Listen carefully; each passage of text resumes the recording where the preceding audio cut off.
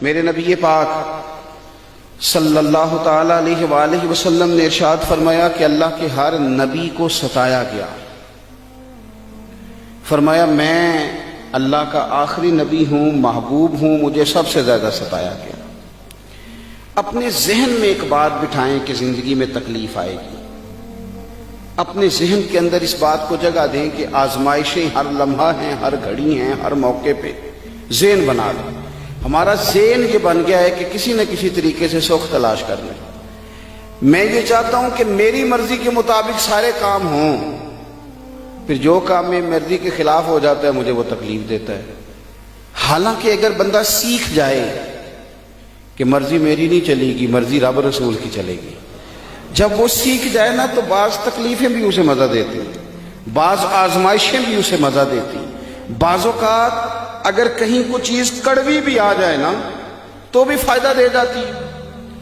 قرآن مجید میں متعدد مقامات پر آزمائش کا ذکر ہے، متعدد مقامات پہ اللہ کے امتحان کا ذکر ہے، متعدد مقامات پہ کہا گیا کہ تمہیں آزمایا جائے گا۔ لیکن ہمارا یہ طریقہ ہے کہ نعمتیں آتی رہیں تو ہم راضی رہتے ہیں، اور کسی جگہ اگر کمزوری آئے، کسی جگہ امتحان دینا پڑ جائے، کسی جگہ کوئی کڑوی چیز آ جائے۔ محمود غزنوی بیٹھے ہوئے تھے، پھل کھا رہے تھے، تو ایک مالٹا محمود غزنوی کے قریب آیا تو اس کو توڑا، مالٹے کے ٹکڑے ہوتے ہیں، اس کی کاشیں بن جاتی ہیں۔ ایک ٹکڑا اس نے نا کھانے سے پہلے ایاز کو دیا، ایاز فٹافٹ کھا گیا۔ اب محمود نے دوسرا حصہ اسی مالٹے کا اپنے منہ میں رکھا تو تھوک دیا، اتنا کڑوا۔ پھر پلٹ کے نظر ڈالی ایاز پہ تو کہنے لگے یار تو عجیب آدمی ہے، اتنا کڑوا تھا تو نے بتائی نہیں، گٹ گٹ کر کے تو کھا گیا ہے۔ تو اس نے جو بات کی نا جواب میں، وہ سمجھانے لائق ہے، وہ سمجھنے لائق ہے، وہ غور کرنے کی بات ہے کہ اس طرح بھی ہوتا ہے۔ اور ایاز کہنے لگے بادشاہ سلامت، تیرے ہاتھوں سے نا ہمیشہ ہی میٹھے ملے ہیں، اب ایک کڑوا آیا تھا میں تھوک دیتا تو کوئی آئینے وفاداری تو نہیں ہے نا، میں نے اس کا ذائقہ نہیں دیکھا، میں نے تو وہ ہاتھ دیکھے۔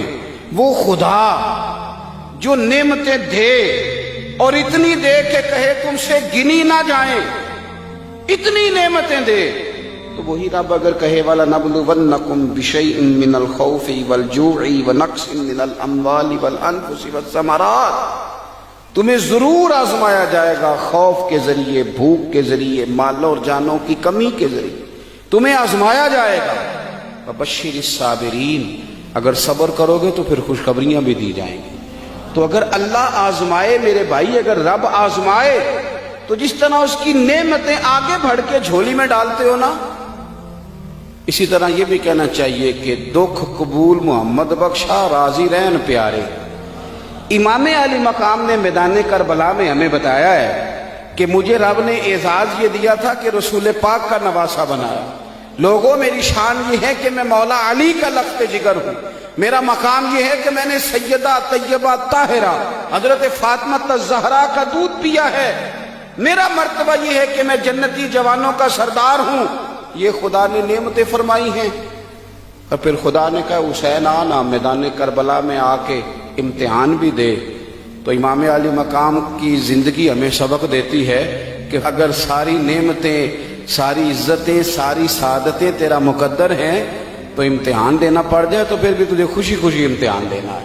اور کس طرح دینا ہے کہ علی اصغر سے لے کر علی اکبر تک، اور جناب قاسم بن حسن سے لے کر حضرت عباس تک، اگر سارا گلشن بھی امتحان میں پیش کرنا پڑے تو پیش کر دینا ہے، اور پیغام یہی دینا ہے کہ دکھ قبول محمد بخشا، بس راضی رہن پیار۔